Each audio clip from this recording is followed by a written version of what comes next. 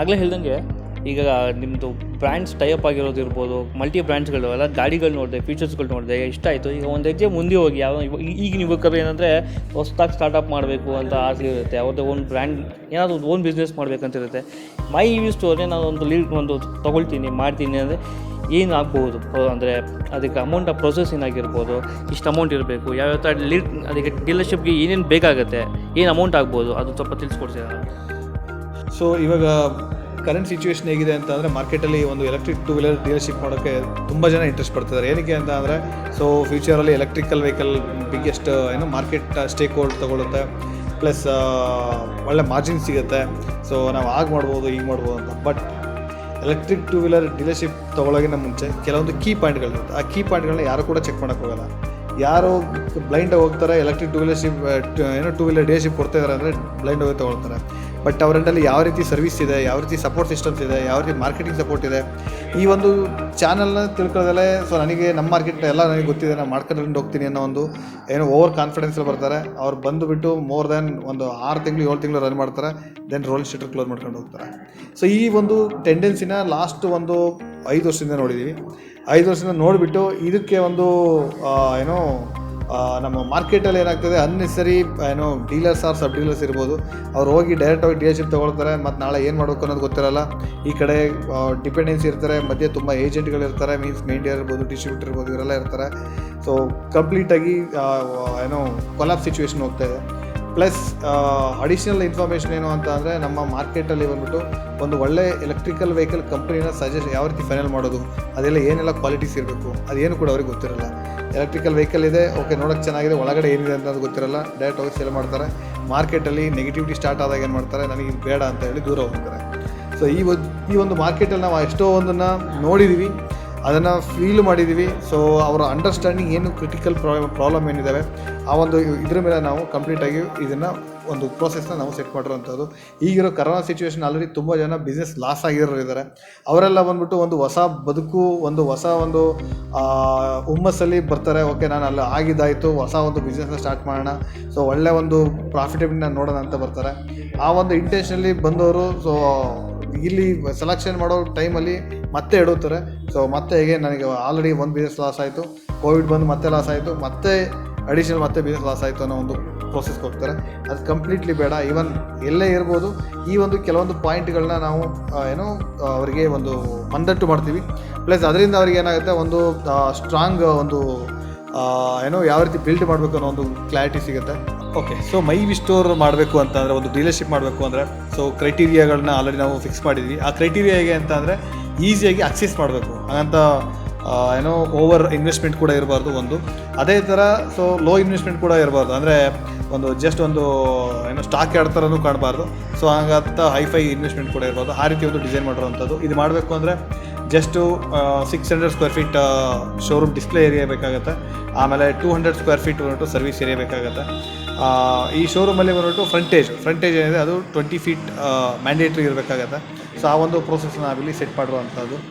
So ಇಲ್ಲಿ ನಾವು ಕೆಲವೊಂದನ್ನು marketing ಸಪೋರ್ಟಬಿಲಿಟಿ ಅಂತ ಅಂದರೆ, ಸೊ ಒಂದು ನಮ್ಮ ಆಲ್ರೆಡಿ ನಾವು ASM ಟೀಮ್ನ ಹೈರ್ ಮಾಡಿದ್ವಿ. ಎಲ್ಲ ಝೋನಲ್ಲಲ್ಲಿ ಆಲ್ರೆಡಿ ಅಪಾಯಿಂಟ್ ಆಗಿದೆ. ಪ್ಲಸ್ ಝೋನಲ್ಲಲ್ಲಿ service engineers. So service engineers ಬಂದ್ಬಿಟ್ಟು ಎವ್ರಿ ಅರೌಂಡ್ ಒಂದು 5-6 ಡಿಸ್ಟಿಕ್ಕಿಗೆ ಒಬ್ಬರು ಸರ್ವಿಸ್ ಇಂಜಿನಿಯರ್ನ ಸೊ ಡೆಪ್ಯೂಟ್ ಮಾಡ್ತಾ ಇದೀವಿ ಇವಾಗ 1 by 1. ಆಮೇಲೆ ನೆಕ್ಸ್ಟು ಪೇಪರ್ ಇಲ್ಲ TV ಆಡಿತ್ತು ಅಂದರೆ ಹೇಗೇನು ಕಂಪ್ನಿ ಡೈರೆಕ್ಟಾಗಿ ಇನ್ವಾಲ್ವ್ಮೆಂಟ್ ಆಗಿ ಅದನ್ನು ಕ್ಲಿಯರ್ ಮಾಡಿ ಕೊಡುತ್ತೆ. ಸೊ ನೆಕ್ಸ್ಟು ಡಿಜಿಟಲ್ ಮಾರ್ಕೆಟಿಂಗ್ ಇರ್ಬೋದು. So digital marketing process branding ಪರ್ಪಸ್ಗೆ ನಾವು ಮಾಡ್ತೀವಿ. ಸೊ ಅದೇ ಒಂದು ಡೀಲರ್ಶಿಪ್ ಪಾಯಿಂಟ್ ಏನಿರುತ್ತೆ ಅದ್ರ ಪಾಯಿಂಟ್ ಬೇಸಲ್ಲಿ ಸೊ ಅವರು ಇಂಡಿವಿಜುವಲಾಗಿ ಇನ್ವೆಸ್ಟ್ಮೆಂಟ್ ಮಾಡಿ ಮಾಡ್ಕೋಬೇಕಾಗುತ್ತೆ. ಅದಕ್ಕೆ ಕಂಪ್ಲೀಟ್ ಟ್ರೈನಿಂಗ್ ಪ್ಯಾಕೇಜ್ನು ಕೂಡ ನಾವು ಮಾಡಿದ್ವಿ, ಅದನ್ನು ಅವರು ಡೀಲರ್ ಮಾಡ್ಕೋಬೋದು. ಸೊ ಅದು ಬಿಟ್ಟರೆ ನೆಕ್ಸ್ಟು ಸೇಲ್ಸ್ ಪ್ರಮೋಷನ್ ಸ್ಕೀಮ್ಗಳನ್ನ ರಿಲೀಸ್ ಆಗ್ತಾ ಇರುತ್ತೆ ಅವಾಗವಾಗ. ಸೊ ಆ ಒಂದು ಬೆನಿಫಿಟ್ನ ಕಸ್ಟಮರ್ ಸಪೋಸ್ ಡೀಲರ್ಗಳು ತೊಗೋಬೋದು. ಸೊ ಆ ಒಂದು ಬೆನಿಫಿಟ್ ಇರುತ್ತೆ. ಮತ್ತೆ ಇನ್ನೊಂದು ಹೇಳಬೇಕು ಅಂದರೆ ನಾವು ಆವಾಗಲೇ ಹೇಳಿದ್ವಿ ಮೈ ವಿ ಶಾಪ್ ಅಂತ. ಆ ಮೈ ವಿ ಶಾಪ್ದು ಕಂಪ್ಲೀಟ್ ಸಪೋರ್ಟು ಮೈ ವಿ ಸ್ಟೋರ್ಗೆ ಟಾಪ್ ಪ್ರಿಯಾರಿಟಿ ಫೋಕಸ್ಡ್ ಇರುತ್ತೆ. ಸೊ ಅದ್ರ ಪ್ರಕಾರ ಸೊ ಪ್ರತಿಯೊಬ್ಬರು ಕಸ್ಟಮರ್ ಕೂಡ ಮೈ ವಿ ಶಾಪ್ದು ಸಪೋರ್ಟಬಿಲಿಟಿನ ಸೊ ಇಲ್ಲಿ ಎಕ್ಸ್ಪೆಕ್ಟೇಷನ್ ಮಾಡ್ಬೋದು. ಸೊ ಇಲ್ಲಿ ಇವನ್ ಮಾರ್ಜಿನ್ ವೈಸು ಕೂಡ ಅಷ್ಟೇ. ಮಾರ್ಜಿನ್ ವೈಸ್ ತೊಗೊಂಡ್ರೆ ಅರೌಂಡ್ 11-12% ಮಾರ್ಜಿನ್ ಪ್ರತಿ ಒಂದು ವೆಹಿಕಲ್ಗೆ ಸಿಗುವಂಥದ್ದು. ಸೊ ಇದು ಮಾಡೆಲ್ ಟು ಮಾಡೆಲ್ ವೇರಿಯೇಷನ್ ಕೂಡ ಆಗುತ್ತೆ. ಸೊ ಅದು ಕಸ್ಟಮರ್ ಡೀಲರ್ಗಳು ಸೊ ಬೇಸ್ಡ್ ಆನ್ ಒಂದು ಮಾಡೆಲ್ ಮೇಲೆ ಅದನ್ನು ಪ್ರೈಸ್ನ ಫಿಕ್ಸ್ ಮಾಡ್ತಾರೆ. ಸೊ ಇನ್ನೊಂದು ಇಲ್ಲಿ ಏನಂದರೆ ಮ್ಯಾಂಡೇಟ್ರಿ ಸ್ಟಾಫ್ ಬಂದ್ಬಿಟ್ಟು ಮ್ಯಾಂಡೇಟ್ರಿ ಬೇಕಾಗುತ್ತೆ, 4 ಜನ ಬೇಕಾಗುತ್ತೆ. ಆ ಒಂದು ಸ್ಟಾಫ್ ಏನೇನೆಲ್ಲ ಮಾಡಬೇಕು, ರೋಲ್ಸ್ ಆ್ಯಂಡ್ ರೆಸ್ಪಾನ್ಸಿಬಿಲಿಟಿ ಇರ್ಬೋದು, ಅದು ಕಂಪ್ಲೀಟ್ ನಾವು ಆಲ್ರೆಡಿ ಡಿಸೈನ್ ಮಾಡಿದ್ದೀವಿ. ಸೊ ಅದ್ರ ಪ್ರಕಾರ ಅವ್ರು ಮಾಡಬೇಕಾಗತ್ತೆ. ಸೊ ಅದು ಬಿಟ್ಟರೆ ನೆಕ್ಸ್ಟು ಈವನ್ ಅವರಿಗೆ ಸೇಲ್ ಮಾಡೋಕ್ಕಾಗಲಿಲ್ಲ, ಅನ್ಸೋಲ್ಡ್ ಸ್ಟಾಕ್ ಇತ್ತು ಅಂದರೆ that we do in the supportability. So ಆ ಒಂದು ಸಿಸ್ಟಮ್ಸ್ ಇರುತ್ತೆ. ಆಮೇಲೆ ನೆಕ್ಸ್ಟು ತುಂಬಾ ಲೋನ್ ಟೈಪ್ಸ್ ಆಲ್ರೆಡಿ ಮೆನ್ಷನ್ ಮಾಡಿದ್ದೀವಿ. ಲೈಕ್ ಮಣಪ್ಪುರಂ ಇರ್ಬೋದು, HDFC ಇರ್ಬೋದು, IDFC ಇರ್ಬೋದು, ಶ್ರೀರಾಮ್ ಫೈನಾನ್ಸ್ ಇರ್ಬೋದು, ಮತ್ತು ಲೋಕಲ್ ಕೋಆಪರೇಟಿವ್ ಸೊಸೈಟಿಗಳಿರ್ಬೋದು.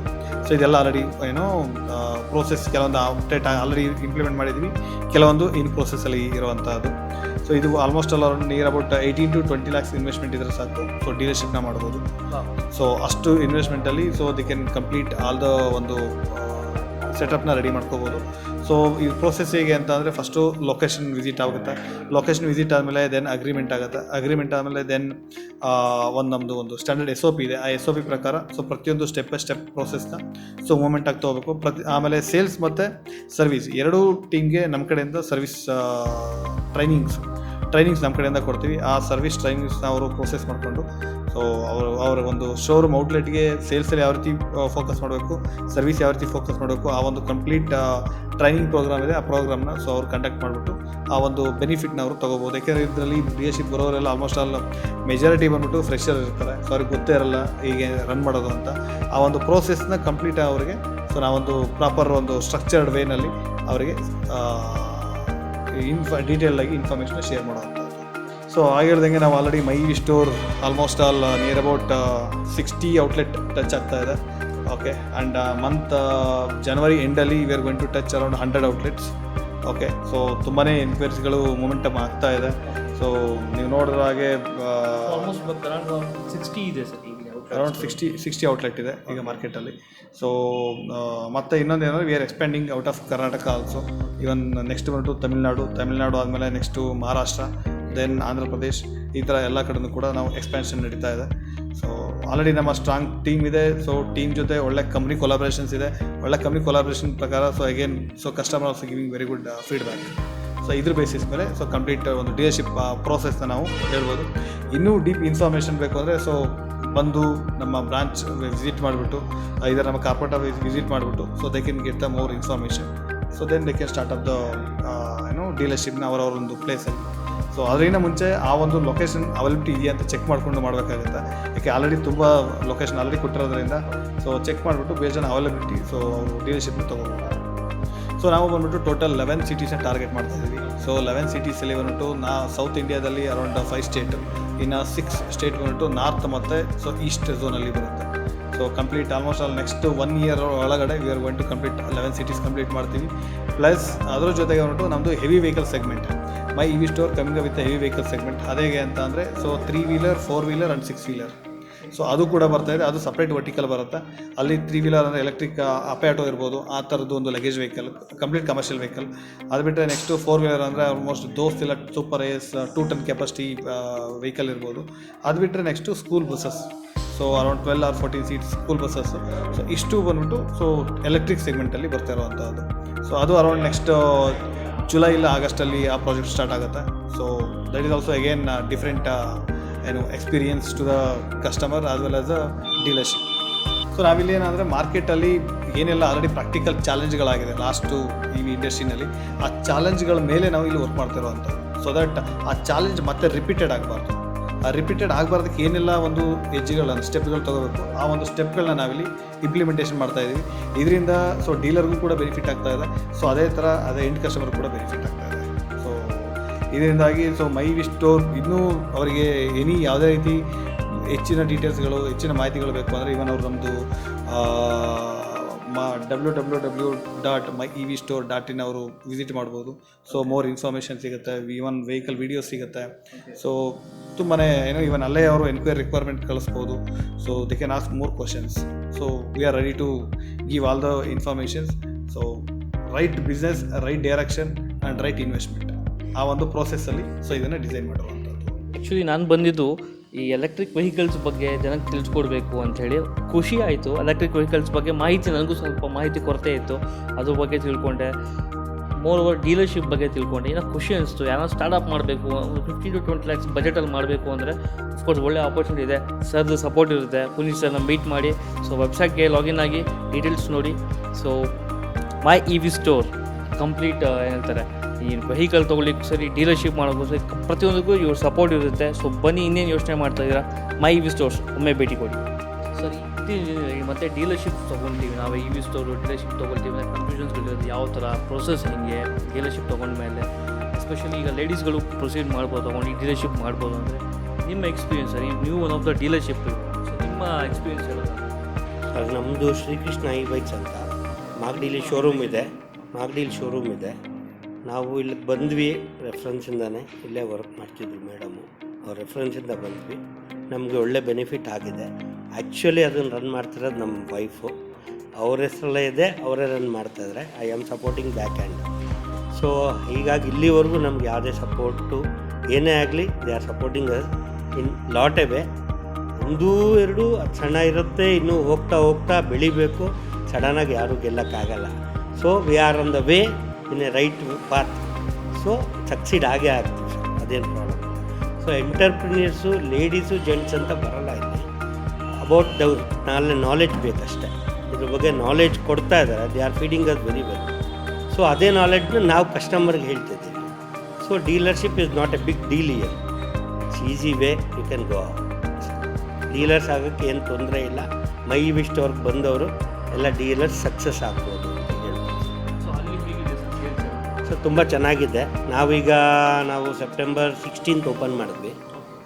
ಓಪನ್ ಆದಮೇಲೆ ಚೆನ್ನಾಗಿ ನಡೀತು. ನಾವು ಇನಿಷಿಯಲಿ ಸಾರು ಸಪೋರ್ಟು, ಸ್ಟಾಫ್ ಸಪೋರ್ಟು ಎಲ್ಲ ತುಂಬ ಚೆನ್ನಾಗಿತ್ತು ನಮಗೆ. ನಮಗೂ ಇದು ಸಡನ್ನಾಗಿ ಬಂತು, ಆಪರ್ಚುನಿಟಿ ಇತ್ತು, ಹೊಸ ದಾರಿಲಿ ಬಂದ್ವಿ.